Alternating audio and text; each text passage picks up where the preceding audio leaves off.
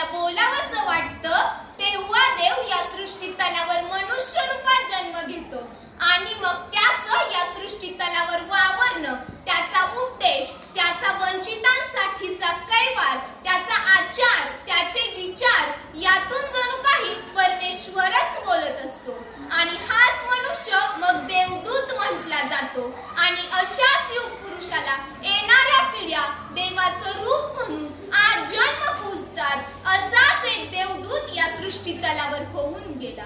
त्याचं नाव पद्मश्री डॉक्टर भाऊराव पायगोंडा पाटील. नमस्कार, माझे नाव रिया सिद्धनाथ बागल. मी इयत्ता 12वी सायन्सची विद्यार्थिनी आपल्या समोर विषय मांडत आहे ज्ञानगंगेचा भगीरथ कर्मवीर भाऊराव पाटील.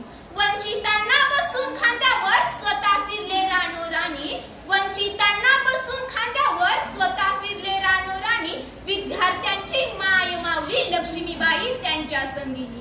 साताऱ्यात 4 भिंतींच्या पायथ्याशी कर्मवीरांच्या आठवणी, नतमस्तक तेथे मी रयची एक विद्यार्थिनी, नतमस्तक तेथे मी रयची एक विद्यार्थिनी. कर्मवीर भाऊराव पाटील यांचा जन्म त्यांच्या आजोळी कोल्हापूर संस्थानातील कुंभोजा गावी 22 सप्टेंबर 1887 रोजी झाला. एके दिवशी बिटे येथे असताना भाऊराव व त्यांचे इतर साथी उन्हात खेळून व भटकून तहान लागल्यामुळे एका विहिरीवर गेले. सदर विहिरीवरील राटाचा उपयोग फक्त स्पृश्यांना करता येत असे. अस्पृश्यांना त्या राटाला स्पर्श सुद्धा करण्यास बंदी असे.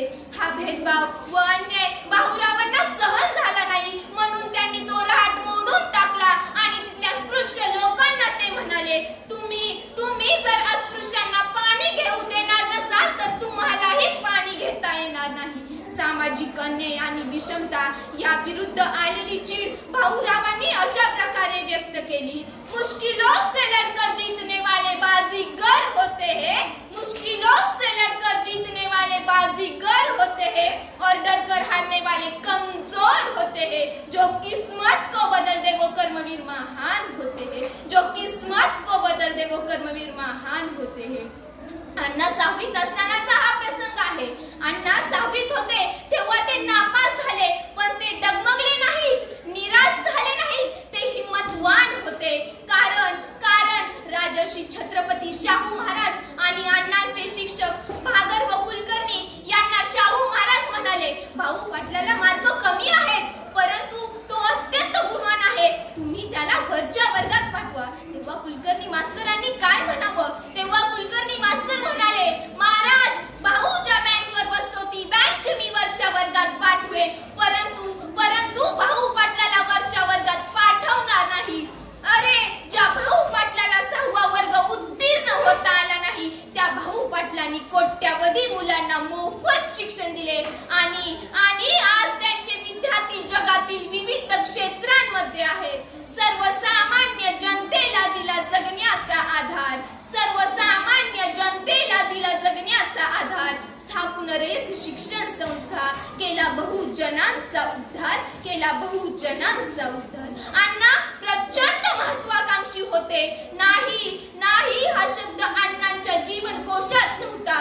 संकटावर मात करण्याचं सामर्थ्य अण्णांमध्ये होतं. एके दिवशी अण्णा डेप्युटी कलेक्टर यांना भेटायला गेले. तेव्हा डेप्युटी कलेक्टर अण्णांना म्हणाले, माझ्या मुलीला संस्कृत शिकवणार का? अण्णा म्हणाले, हो शिकवणार. नंतर अण्णांच्या लक्षात आले की आपल्याला तर संस्कृत येतच नाही आणि आपण तर संस्कृत शिकवण्याचा शब्द दिलाय. तेव्हा अण्णांनी स्वतः संस्कृतचे क्लास लावले. ते सकाळी लवकर एका शिक्षकाकडे संस्कृत शिकायला जायचे आणि नंतर डेप्युटी कलेक्टर यांच्या मुलीला संस्कृत शिकवायचे. अण्णा प्रचंड प्रयत्नवादी होते. त्यांनी कधीही नकार घंटा वाजवली नाही. गिरकर उठना उठकर चलना यह क्रम है संसार का, कर्मवीर को फर्क नहीं पड़ता किसी हार या जीत का, कर्मवीर को फर्क नहीं पड़ता किसी हार या जीत का. सन 1912च्या सुमारास अण्णांचा विवाह झाला. एके दिवशी पायगोंडा भाऊराव आणि त्यांच्या घरी आलेले पाहुणे एकाच पंक्तीला बसून जेवत होते. लक्ष्मीबाई त्यांना जेवण वाढत होत्या. पाहुण्यांनी पायगोंडा यांच्याकडे सहज चौकशी केली की चिरंजीव काय करतात? पायगोंडाने उत्तर दिले, काही नाही, 2 वेळा आयते जेवतो आणि दिवसभर भटकतो. हे उद्गार ऐकून लक्ष्मीबाईंचे डोळे पाणावले.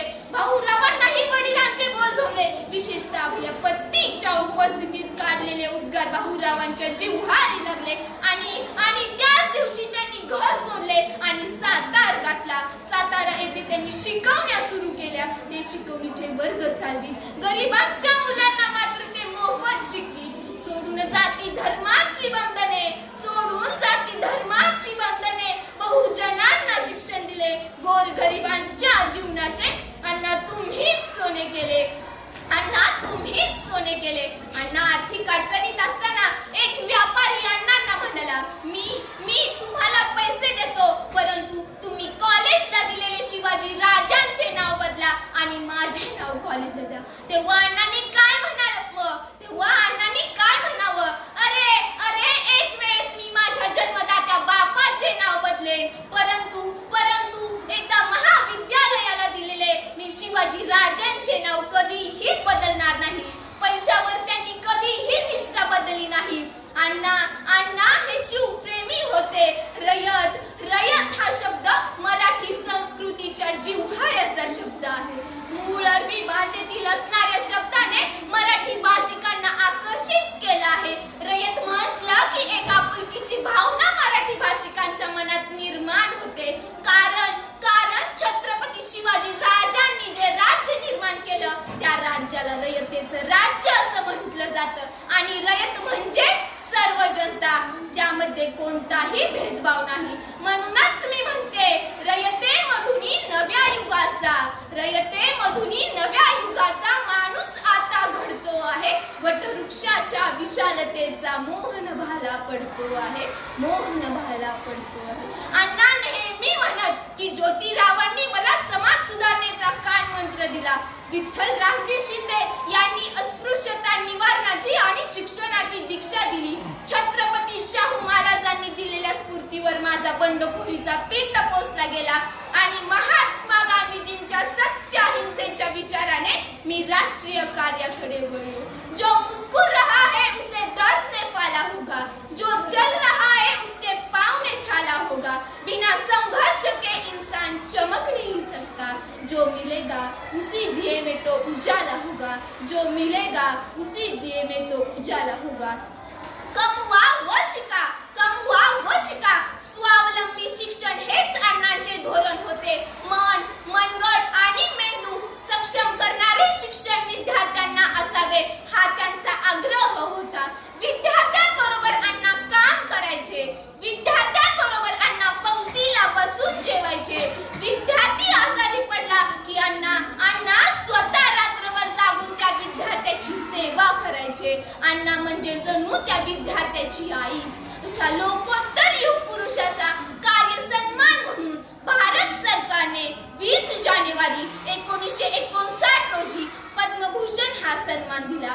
4 एप्रिल 1959 रोजी पुणे विद्यापीठाने त्यांच्या कार्याचे व्यापक स्वरूप पाहून त्यांना डीलिट ही पदवी बहाल केली आणि 9 मे 1959 रोजी एका अल्पशा आजाराने अण्णा इहलोकी